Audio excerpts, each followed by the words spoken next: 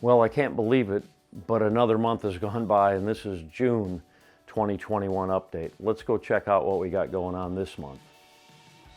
As you can see, there's not as many chassis sitting in our assembly area than there was last month.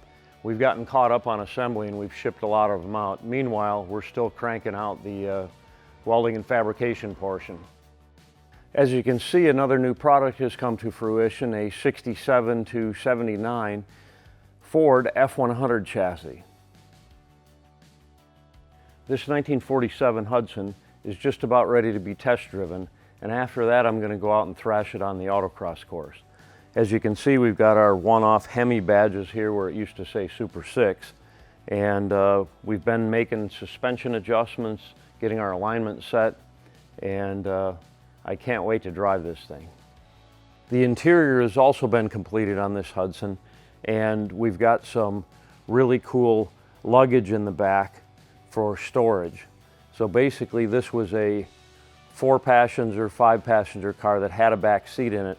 Once we got the driving position right where a tall person could fit in it properly, we didn't really have room for a back seat. So Shane Casson, our upholstery guy, basically made some luggage looking storage compartments. So basically it looks like there's luggage in the back seat, but they actually open up and are functional storage areas. So pretty cool idea on his part and great looking interior once again. As you can see, this 87 Monte Carlo has been going together. We've got the fuel tank in it now, wheels and tires are on it, and we're doing all the components for the supercharger like reservoirs and pumps and things like that. So making good progress on this one. We've put a few interior components into this Cougar, and we also have the custom engine cover on it now. We're still waiting for the wheels, and I'm told that they should be shipping to us real soon, probably within a few days. And I'm anxious to get those on, and then we can finish this thing up. As you can see, some of the cars you saw last month are gone now.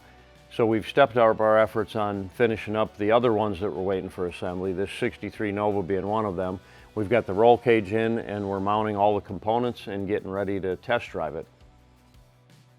So you might say, what the heck's going on here with the Pontiac Tempest? Well, since we upped the horsepower, the braking hasn't really been up to snuff. So we went with the Bear Extreme Plus brakes now.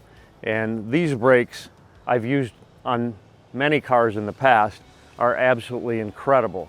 Now, the Pro Plus we had on here previously was a great brake setup for what we were doing before, autocrossing and track days, but we had about 530 horsepower in this engine. Now we're making 800 horsepower. We're doing 20 miles an hour faster down the straightaways, and we definitely need more brakes. So we've got the brakes on there.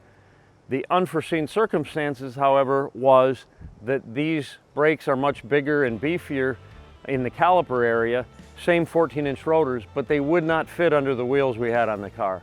So I've got a custom set of forge line wheels that I ordered just a couple days ago, and those should be coming in about 8 weeks. Meanwhile, I got these old Corvette wheels just so we can roll the car around and move it around if we need to. So should be awesome with the forge line wheels, take a lot of weight off of the unsprung area, and I can't wait to try it out with the bigger brakes and the lighter wheels. I know this Mercedes looks similar to what it did last month, but we've been working on a lot of little components that are required for the whole package to work properly. So we've got the reservoir fabricated up and mounted for the intercooler supercharger system, along with the pump, and we've got the pedal assembly in there. Still need some final adjustments and a lot of little components, and this is like the tedious aspect in the final phase before it goes off to body and paint. So a few more components to install, body will be coming back off. We have to weld up the inner rockers that we couldn't do with the chassis under there, and then a couple final bits of welding on the chassis while it's being bodyworked. This is the Cutlass for the Pro Athlete that has the Hellcat engine in it. So the Hellcat engine and chassis, we were ready to ship that out, and he decided to ship us the car and have us install the whole deal and finish the car up. So here we are, 72 Cutlass. We're going to do the rest of the build on it with the Hellcat engine and our G-Machine chassis. Should be pretty fun. This LT4 powered Mustang is just about ready to be bodyworked and painted. We are working on the final fitting of and fabrication of the mounting surface for the iPad. So this one's going to have an iPad in there that operates a lot of the car functions. So that's what we're wrapping up, and then it will be in the bodywork and paint phase.